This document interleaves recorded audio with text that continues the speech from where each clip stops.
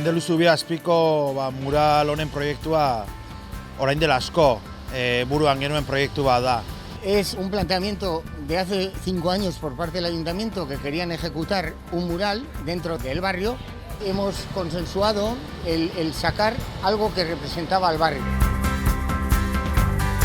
El motivo del puente que condicionó el derribo de este caserío. Irudi zentrala izango litzateke baserria, ez? Berez zubia ez zegoela, zubian dagon tokian baserria zegoela. Pues Mendeluberri, que es muy antiguo, en las escrituras del siglo XIX, o sea, 1800 y pico, el dueño era mi bisabuelo por parte de mi madre. Yo me he criado toda la vida en el caserío y mis hermanos también.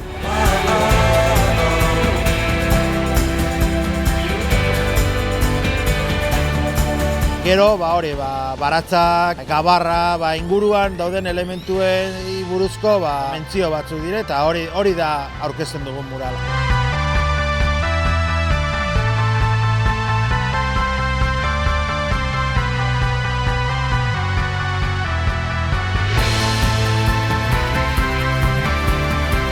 Mural honekin nahi dugu pixka isladatu auzadakan egoera eta nola dago.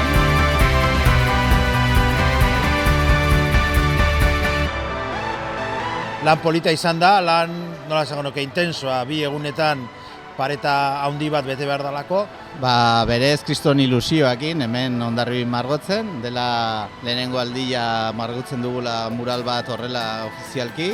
Auzoko haur askok parte hartu dute, oso konten gaude, tortilla batzuk ere banatu ditugu, pintxo batzuk, Silozi Beri esker ere musikarekin giro ederra pasa dugu.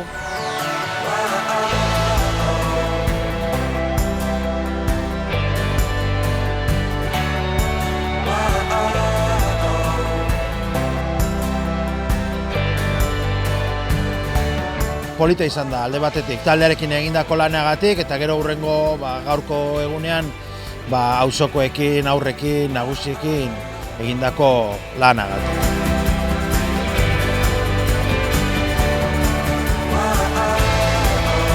Y ahora, pues claro, que quieras que no, bueno, pues que se acuerden del que había estado en el caserío me da un poco de... Claro. Por lo que han pasado.